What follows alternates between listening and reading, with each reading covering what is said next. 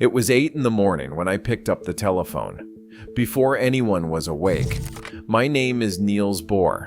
I had the Nobel Prize. I had reshaped how the world understood the atom. And on that morning, a 25-year-old nobody from Queens told me my idea was wrong to my face. He was the only one who dared. Stop on that word. Only. Not the youngest in the building. Not the most confident. The only one. In a facility containing the greatest scientific minds ever assembled, he was the only physicist who would say what he actually saw. That fact matters more than anything else I am about to tell you. In 1943, the United States built the most secret facility in history. The calculations for the first atomic bomb. The physics behind it. The people who understood both. Hidden in a mountain town in New Mexico that appeared on no map.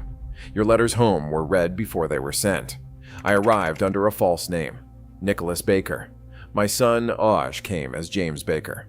Think about the men in that building. Oppenheimer, who ran everything. Fermi, whose experimental instincts were unlike anything I had seen in 40 years. Beth, who led the theoretical division. Teller, Wigner, Serber. Every one of them agreed with me. You might think that sounds like strength. It was a catastrophe. Here is something nobody tells you about becoming the most feared physicist alive. The people around you stop telling you the truth, not because they are dishonest, but because the weight of who you are makes disagreement feel dangerous. They say yes before they have finished reading your work. They say of course before they understand the question. Think about what that costs a man trying to get something right. Every assumption I made that year, every step in a formula determining whether this weapon worked or failed, I had no one to check it against. The men who could have checked it were too careful with me to try. I had the greatest minds in physics surrounding me, and I was completely alone in the only thing that mattered, knowing whether I was right.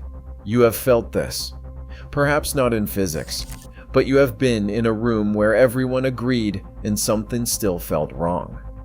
You have watched intelligent people talk each other into a mistake because no one wanted to be the one who said so. That is what that building was for me.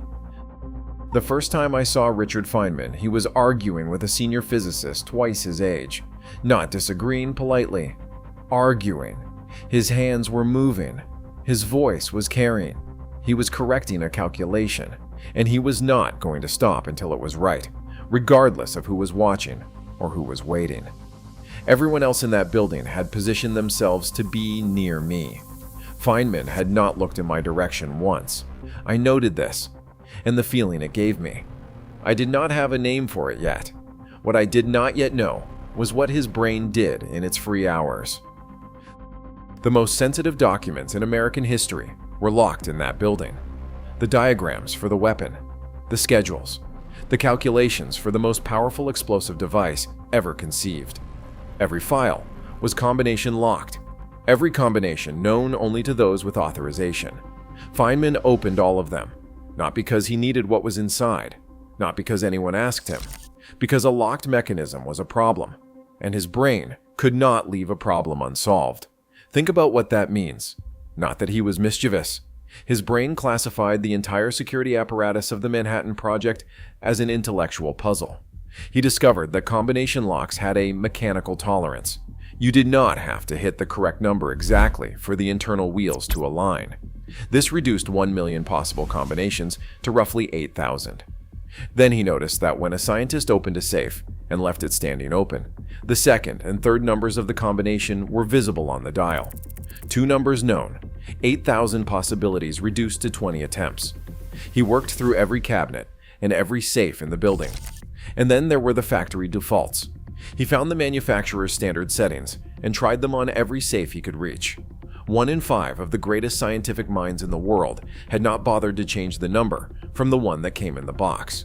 Those he opened without a single attempt. Let that settle for a moment. The most guarded facility in the United States. The secrets of the atomic bomb. And 1 in 5 doors was open because no one had changed the factory default. When they installed better locks, Feynman studied the new ones and adapted his method. He worked through every cabinet, every safe. He left a note in one that read, "I borrowed document number LA4312. Feynman, the safe cracker." You should feel what that sentence describes. Not mischief. His brain looked at the most classified security system in American history and saw a puzzle. And puzzles, for Richard Feynman, were not optional. A locked safe was not a barrier. It was a question. This is the man I called at 8 in the morning. I had been working through a question about how the mechanism would behave under specific conditions. I had an answer. I showed it to two men I trusted completely. They agreed immediately. "Yes, Dr. Bohr. Of course, Dr. Bohr." That response told me nothing. It never did. There is a person in your life who responds this way. You know exactly who I mean. The one who agrees before you have finished your sentence. The one whose support costs nothing because it arrives regardless of whether you have earned it. And somewhere underneath, you know, their agreement is worthless. A person who will never disagree will never catch what you missed. Not Oppenheimer, not Fermi, not Betu, whose mind I had respected for 2 decades. That young man from Queens, he came without ceremony. He sat across from me, and I walked him through the reasoning, every step. I spoke for perhaps 12 minutes. He listened without interrupting.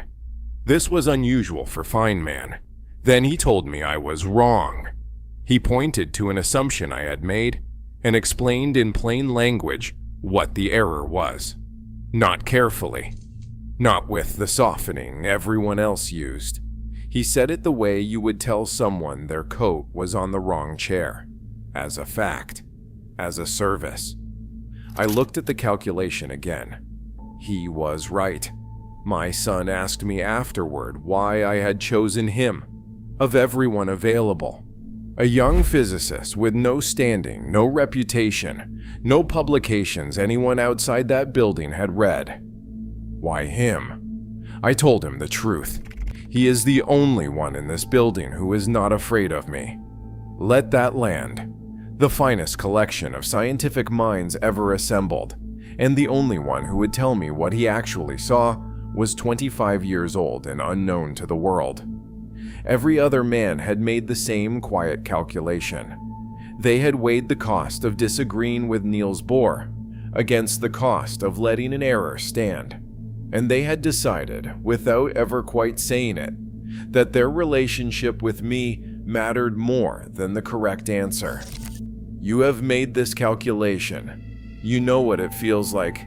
The moment you see something wrong and say nothing because saying it seems too high a price.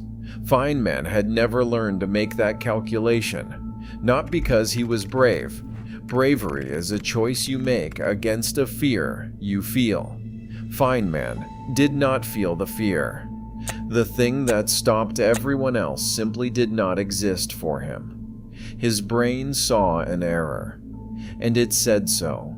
The idea of doing otherwise was as foreign to him as leaving a lock unopened. You have met someone like this once, if you were lucky. The one whose opinion you seek precisely because they will not protect you from what they see. The one who costs you something every time they speak, because what they say is real. They are rarer than genius, because genius is everywhere in rooms like that one. Genius and honesty are different things. You can have one without the other. And most brilliant people discover this early and quietly. They learn which truths are expensive. They file down the edges of their actual thinking until it fits what the room expects. They call it being careful, being professional, being smart about how they handle people. Feynman never called it anything, because he never did it. In the weeks that followed, I watched him move through Los Alamos with this quality intact. He corrected errors in meetings without checking the room first. He played percussion in the desert evenings, and the rhythms came from the same place as his physics, somewhere underneath the part of the mind that worries about other people. He never understood why this surprised anyone. Think about the people you have known who had everything: the intelligence, the training, the opportunity, and were less useful than they should have been. The ones who told you what the room wanted, who protected something at the cost of the truth. Every brilliant person learns this trade. Most make it quietly and never notice the moment it happened. They simply stop saying certain things, start softening certain edges, begin agreeing more than they should, and the world rearranges itself to reward this, which is the cruelest part. Feynman never made the trade. He arrived before the sun was up and told the most feared physicist alive what he actually saw. Not because he chose to be honest, because he had never learned how to be anything else. I think about this when I consider what was built in those mountains, the equations, the weapon, the history that followed. All of it required absolute honesty about what the number said. And honesty, in a room full of brilliant people who were afraid of each other, was the rarest element in that laboratory. Feynman was that element, not by intention, by nature. There is something I want you to carry out of this, not about physics. The people who change things are almost never the most intelligent in the room. They are the ones who cannot stop themselves from saying what they see, the ones for whom the distance between what is true and what is said is simply intolerable. Richard Feynman had nothing yet, no reputation to protect, no position that required my goodwill. And he sat across from the most feared physicist alive in a small office before the building woke and told me what he saw. It was 8 in the morning when I picked up the telephone. Of everything I built, every equation corrected, every student trained, every prize the world gave me for the work, that call that morning, and that young man who could not help being honest. These are what I think about. He was the only one who dared.